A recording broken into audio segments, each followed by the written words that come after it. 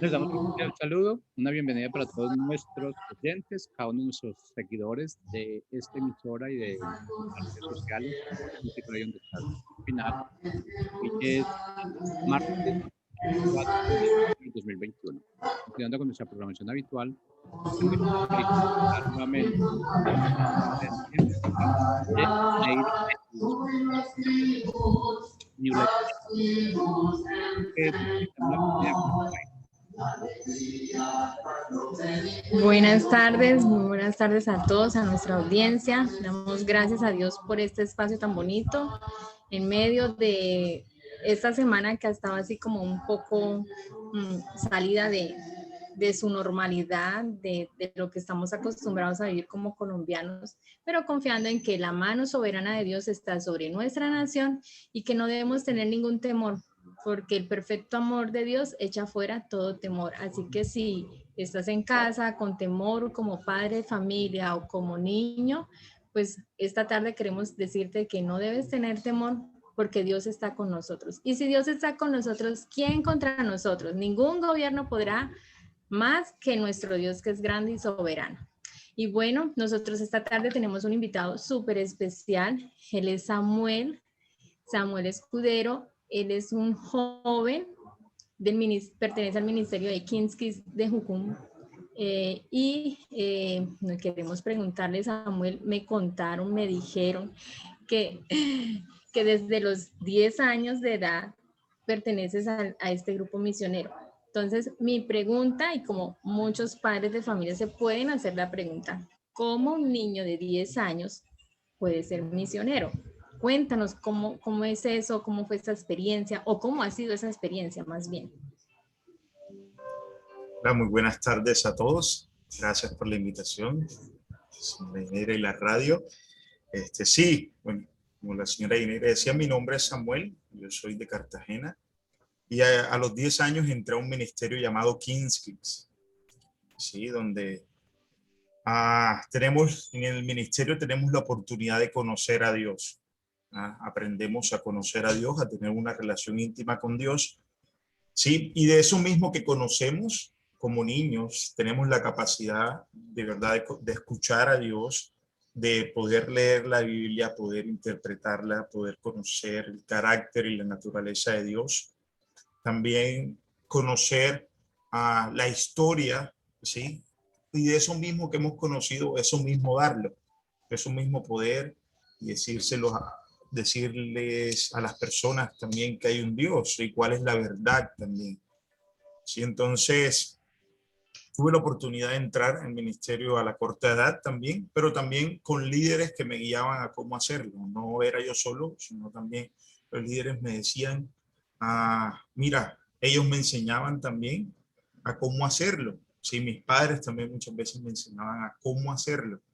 Sí, y eso mismo también íbamos a la primera cruzada que tuve la oportunidad de estar fue como las cruzadas son unos tiempos donde vamos a un lugar específico y vamos a hacer misiones. Entonces la primera, tuve la oportunidad de ir en el 2010 al Amazonas, ¿sí? Ir y hacer misiones. Entonces hacíamos servicio, aprendimos a barrer y barríamos, teníamos la oportunidad de barrer las casas de las personas y de esa forma mostrar el amor de Dios.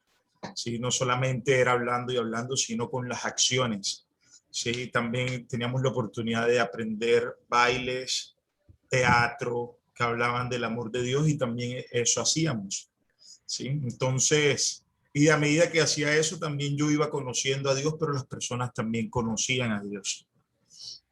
Entonces, sí, los niños tienen la capacidad de conocer a Dios y darlo a conocer también. Muy interesante, muy bonito eso que nos cuentas. Y algo súper clave es que me decías, tenía siempre un tutor en el ministerio o mis padres. Entonces, sabemos que como hijos debemos ser instruidos. Hay un tiempo en los cuales debemos ser instruidos para luego ya hacerlo por nosotros mismos, autogobernarnos y poder tomar decisiones que sean conforme al corazón de Dios. Qué bonito eso de conocer a Dios para darlo a conocer. De verdad que es mostrar con acciones, no tanto con palabras, ni con ni con solo palabrería, sino con los hechos. Entonces, sé que, y porque he podido participar en estas cruzadas, sé que el hecho de llegar a una casa o a un lugar desordenado y poder entre todos trabajar en equipo, ordenarlo, organizarlo, adecuarlo a la persona se siente amada con ese servicio que uno está dando. Entonces, esa fue una de las cualidades del carácter de Cristo, que fue el servicio, fue lo que Él dejó. Dice en la Biblia que Él vino para servir, no para ser servido. Entonces, eso es un ejemplo de verdad que es de resaltar. Y te felicito, Samuel, porque llevas mucho tiempo y sé que han sido subidas, bajadas, pero en todo eso ha estado ahí Dios contigo, dándote salud, prosperidad y de todo, familia, porque sé que desarrollas familia en cada lugar donde llegas a hacer misiones. Entonces eso es algo muy, muy hermoso. Y bueno, mi pregunta esta tarde es, Samuel, ¿cómo crees tú que ha influenciado o cómo ha sido la influencia de esa educación en principios que tus padres te han dado y que también has recibido por parte del ministerio donde estás? ¿Cómo ha sido el recibir esa instrucción basada en esos principios? ¿Qué beneficios te ha traído? Cuéntanos, ¿cuál ha sido el resultado de esa educación así? La influencia ha sido mucha en tomar decisiones, por ejemplo. No tomar... mis padres me enseñaron mucho en el principio y el temor a Dios, ¿sí? Igual que, como hablaba, los tutores y todo, principio y en el temor a Dios. Entonces, muchas de las decisiones no se basaban por yo siento esto, sí, yo siento hacer esto, sino qué es lo correcto en esto, ¿sí?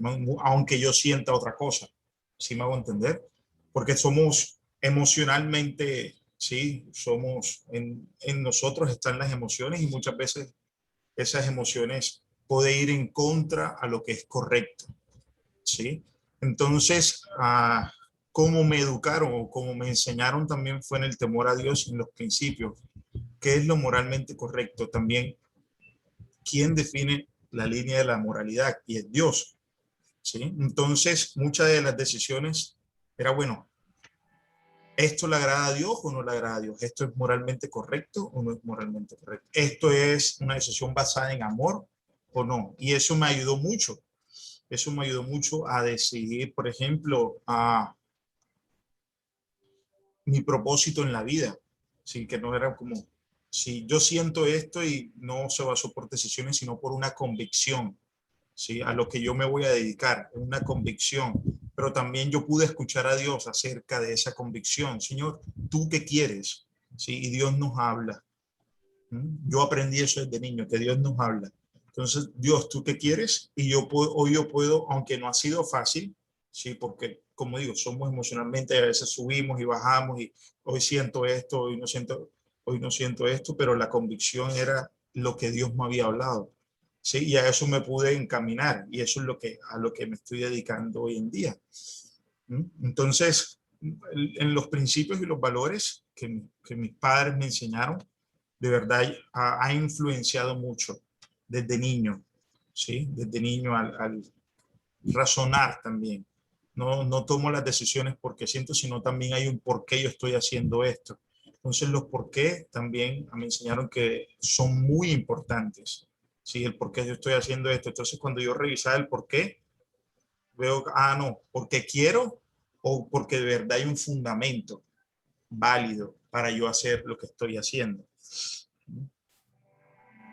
Y también algo que me enseñaron mucho y también me ayuda mucho es sobre la verdad, ¿sí? Tomar decisiones acerca de la verdad, que esa verdad siempre trae libertad. Aunque a veces, por ejemplo, uno dice, no, una mentira me puede salvar de un momento, pero lo que me trae es una esclavitud al de yo saber esa verdad y no poder, ¿sí? Entonces, la verdad trae libertad siempre, siempre. no importa la consecuencia, ella trae libertad. ¿No? Si me hago entender, aunque a veces trae un castigo que lo merecía, pero me trajo libertad para el resto de mi vida. ¿Sí me hago entender? Entonces, ahí son pocas cosas que de verdad me han influenciado mucho al tener una educación basada en principios y en el temor a Dios. Muy, muy interesante y es clave, ¿no? No nos podemos dejar guiar por emociones ni por lo que siento, porque a veces cometemos el error de decir, yo siento hacer esto. No, yo no lo voy a hacer porque yo no siento paz. Y a veces no es un cliché cristiano, pero que no está fundamentado en la palabra porque es hacer la voluntad de Dios, la cual es buena, agradable y perfecta. Entonces, a veces no es lo que sintamos, sino lo que Dios quiere que nosotros hagamos. Y muy, muy importante lo que tú decías, escuchar la voz de Dios, ¿no? Entonces, eso es algo que como padres debemos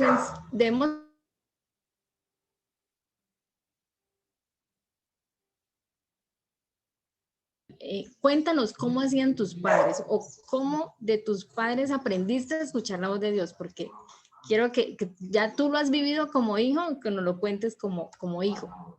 Así un momento que usted diga, yo recuerdo esto en mi casa, hacíamos esto.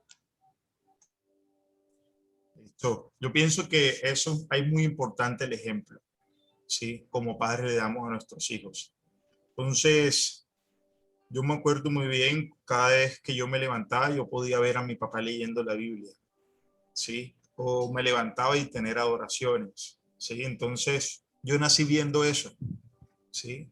Viendo a mi papá tener una relación con Dios, sentado orando, a mi mamá tener una relación con Dios, y juntos como familia nos enseñaron a eso, a tener una relación con Dios, a la importancia que es la Biblia. El ministerio Kinsky también fue una base fundamental para eso, a principios de escuchar la voz de Dios, de que Dios nos habla, pero también eso de una manera intencional, ¿sí? Como, bueno, Él nos habla, pero yo necesito escuchar también, y escuchar es una disciplina también. De hecho, todos podemos oír, pero sentarme a escuchar es una disciplina. Entonces, con el ejemplo, pero también las preguntas, Samuel, ya tuviste tu tiempo con Dios, mira, es de esta forma, lo otro, enseñarme cómo hacerlo.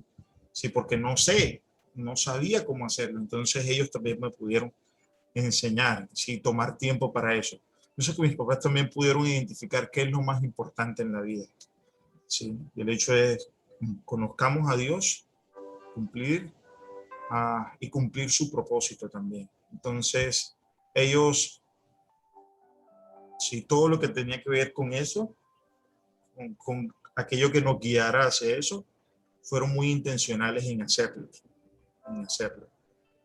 Y yo recalco eso, la importancia que tienen los padres sobre sus hijos. ¿Sí? En primero ser ejemplo, de verdad ser ejemplo. Ahí con lo de misiones también, ahorita que la señora Inés hablaba, hay una frase, pienso que eso se vive en la familia, pero también se vive en todo, a donde estemos. Y es el hecho de que salgamos a hacer misiones o hagamos misiones y si es necesario, hablemos. No sé si me hice entender conmigo. De la manera en que nosotros vivamos, debe ser una manera que de verdad vivamos el reino de Dios, ¿sí? Donde las personas puedan ver algo diferente y eso se vive en la familia como afuera. Totalmente, totalmente de acuerdo contigo. El ejemplo y que a veces tenemos como mal el concepto de misiones, que es solamente viajar y llegar a un lugar diferente, al otro lado del mundo, y la gente pobrecita, ya esa vamos. Y no, yo soy misionera aquí, primero en mi casa, y luego con la vecina, con el del barrio, y puedo no tener el llamado de salir a viajar, pero puedo tener el llamado para sembrar finanzas en alguien que sí tiene la posibilidad de salir fuera del país o fuera del barrio o fuera de su casa para ir a compartir y llevar del amor de Dios. Entonces, ahí es una forma de vivir ese Mateo 28 de la Gran Comisión, y de hacer discípulos. Y los primeros discípulos deben ser nuestros hijos, ahí. ¿Sí? Y viceversa. Los chicos a veces son para nosotros también tutores, porque yo como madre puedo decir que mis hijas han sido el termómetro para mi vida. Ellas me miden, me dicen, mamá, estás así, mamá, tal cosa. Y uno como padre tiene que asumir de que estoy fallando o asumir de que lo estoy haciendo bien.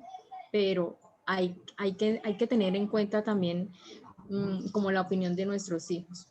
Y Samuel, ¿cómo podríamos darle un consejo a los jóvenes de cómo aplicar estos principios, como de una forma vivencial? Porque, digamos, hoy vemos que salen muchos jóvenes a las calles, algunos con un motivo y una razón fundada, pero muchos otros están saliendo porque ven a los demás salir, mas no lo están haciendo con un motivo y una razón bien fundamentada, sino influenciados, no con convicciones, digamos, verdaderas, sino convicciones puestas por influenciados de mal forma. Entonces, ¿cómo podríamos ayudar o aconsejar a estos jóvenes? Y cómo también como padres, porque yo veo tantos jóvenes en estas marchas que pues a veces las hacen algunas sin sentido, ¿sí? Y digo, ¿dónde están los papás de estos niños? Porque vi anoche al frente de mi casa pasaron niños, 13, 14, 15 años, encapuchados, y yo decía, ¿dónde están los papás de estos niños? Entonces, cuéntanos y háblanos un poquito acerca de esto. Sí, yo pienso que, bueno, es muy, como jóvenes, es muy necesario, de verdad, estudiar la historia, ¿sí? Acerca de, bueno, específicamente de lo que está pasando. Todo esto de la libertad, ¿sí? Es muy necesario leer y estudiar la historia.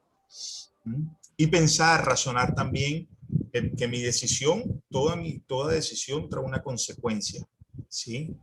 Entonces, las ideas también traen consecuencias. Entonces, en la historia, ¿por qué? Si podemos mirar en la historia, siempre en la historia, una resistencia pacífica tuvo una más grande y mayor consecuencia a bien que una resistencia violenta. ¿Sí? Entonces, tenemos el ejemplo de Gandhi en la India, de Martin Luther King, con todo lo de la segregación en los Estados Unidos. El mismo Lutero, hablando de la forma eclesiástica, el mismo Lutero y las 92 tesis de la Reforma, ¿sí? Fueron reformas, fueron ¿sí? Resistencias pacíficas que tuvieron de verdad un resultado, ¿sí? Y trajeron libertad a las naciones, a los individuos, a las personas. Entonces, pensemos en eso también. Si yo conozco la verdad y simplemente hago silencio, también estoy trayendo esclavitud, ¿sí? Pero también cómo yo voy a llevar esa verdad. Si yo llevo esa verdad con violencia, por ejemplo, si yo quiero vivir en amor, pero lo que hago es violencia, que estoy viviendo. También, por ejemplo, si me hacen a mí violencia, yo reacciono con esa misma violencia que estoy haciendo. El mismo Gandhi le decía a sus aliados, le decían, hey, mira, ellos nos van a matar, armémonos. Decía, pero si yo me armo y también ¿qué estoy haciendo yo? ¿Qué ejemplo estoy dando yo? ¿Qué libertad voy a traer yo si yo lo que voy a traer es violencia con la misma violencia? Pero vamos a morir. Muero con una causa. Y fue lo que hizo. ¿Sí? Trajo la libertad a través de una reforma o una resistencia pacífica. ¿Está bien? Entonces, también conocer la historia, pero también ser racionales en el hecho de que si yo destruyo algo, ¿qué va a pasar? ¿Sí? ¿Qué bien está trayendo eso? ¿Qué amor estoy mostrando? ¿Qué justicia estoy trayendo de esa forma? Ninguna. No, pero nos están haciendo mal, sabemos eso, pero ¿yo qué voy a hacer? La pregunta es, yo como individuo, No, pero es que los demás, yo como individuo, ¿qué voy a hacer? ¿Sí? Entonces, eso es algo. Y también lo de los padres tienen una gran responsabilidad en esto. Empezando por la familia, ¿sí? De los mismos, por ejemplo, hay unos estudios muestran que desde los 4 a los 14 años, lo que un niño aprende nunca se le va a olvidar, ¿sí? Entonces, empezando por el gobierno, si un niño, ¿sí?, le enseñan a sus padres a hacer justicia y qué es la justicia, eso nunca se le va a olvidar. También a esa edad, hasta los 6 años, se forma su carácter. Sí, la mayoría de su carácter. Entonces, si él aprende a ser justo, si él aprende a vivir en amor, si de esa forma, él cuando llegue al gobierno, él va a gobernar de esa forma. Entonces, empezando por ahí. Pero también vemos mucho una juventud resentida, ¿sí?, con la autoridad, porque no tuvieron un padre que les exigió, que los disciplinó con amor, ¿sí? O muchas veces se levantaron sin un papá, sin una mamá. Entonces, qué autoridad, qué autoridad vieron ellas? Una autoridad mala, de verdad, ¿sí? Entonces, los padres tienen mucha responsabilidad en esto. ¿Quiénes les ponen límites a los chicos? ¿Sí? ¿Quién les pone límite a los chicos? ¿Quién les enseña a razonar a los chicos? ¿Quién les enseña lo que es amor de verdad a los chicos? Los padres, con el ejemplo, no solamente el hecho de yo decirle, por ejemplo, a mi hijo, mira, tienes que hacer esto, vive en amor, pero yo no estoy viviendo en amor. Él va a decir, no, mi papá es un mentiroso. Y eso no es así. Entonces, como padres hay mucho que de verdad, mucha responsabilidad al educar a nuestros hijos. Hay una ley que se llama la ley del embudo, sí, que primero apretamos, vamos apretando y ya cuando veamos responsabilidad, amor, soltamos. Bueno, listo, ahora yo veo que tienes la responsabilidad, listo, toma decisiones. Pero al yo ver, por ejemplo, si yo que no toma malas decisiones, venga otra vez para acá y vamos a seguir trabajando, ¿sí? A seguir trabajando, ahí formamos el carácter. ¿Sí? Ahí formamos el carácter, ¿sí? De la manera en que nos comportamos, el quiénes somos también.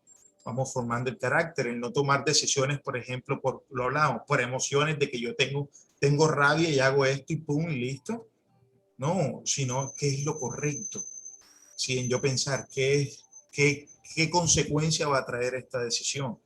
Sí, enseñarles a pensar a los jóvenes de esa forma y que actuemos de esa forma también. Entonces, sí, dos cosas. El hecho de conocer la historia también, conocer cuál es la verdad y las consecuencias que trajeron decisiones en la historia, pero también que son principios que los podemos vivir hoy. Entonces, pero tampoco de nada sirve saberlos si no los vivimos. Entonces conocemos, pero también hay que vivirlos. Totalmente de acuerdo. Si los conocemos, tenemos que vivirlos. Y lo que hablas es súper clave, conocer la historia. Dice que el que no conoce su historia está condenado a repetirla. Y creo que es lo que nos hace falta, o nos ha hecho falta, conocer la historia de nuestro país.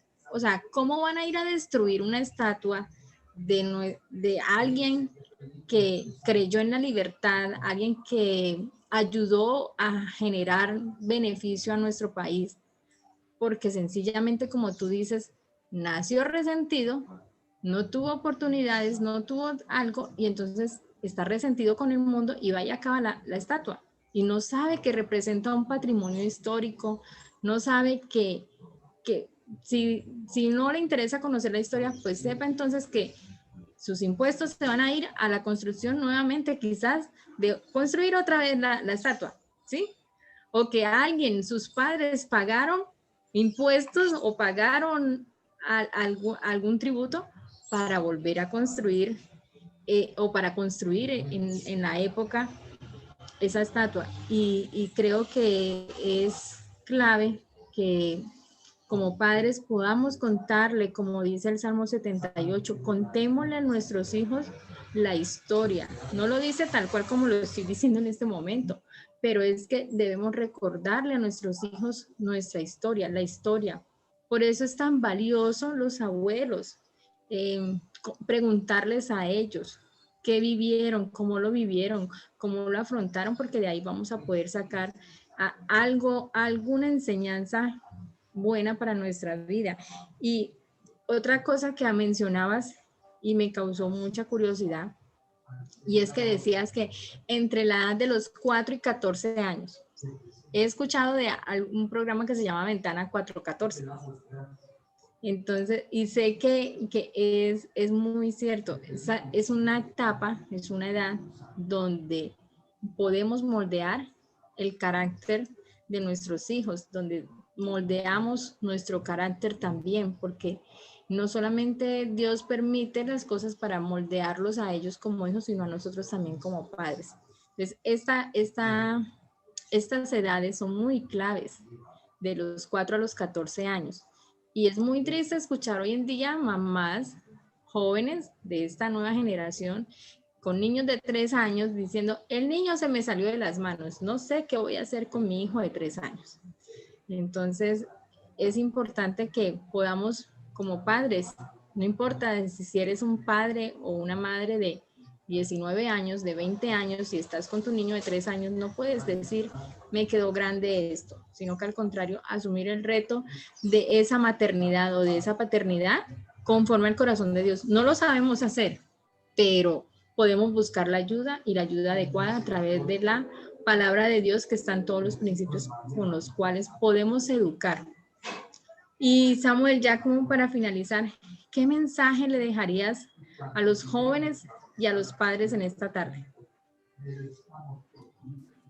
Un mensaje que de verdad como hablamos bastante de amor, pero de verdad lo practiquemos, ¿sí? Practiquemos el amor. También lo que es moralmente correcto, ¿quién lo define? ¿Sí? Eso también. ¿Quién define lo que es moralmente correcto? Entonces, Dios es quien define eso. Podemos ir al libro de Jueces y el libro termina. Cada quien hacía lo que bien le parecía.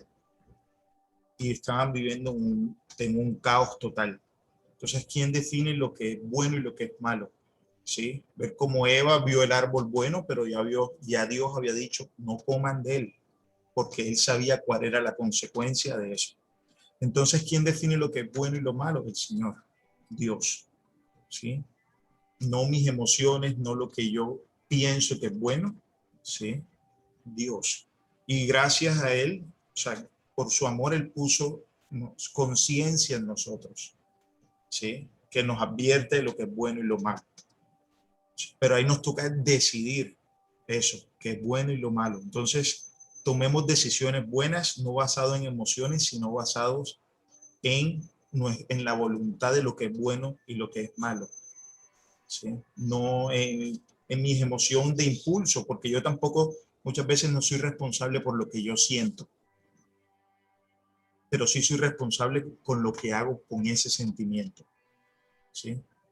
No soy responsable con lo que yo siento, sino con lo que hago con ese sentimiento. Y yo como joven muchas veces me he equivocado, pero ahí voy.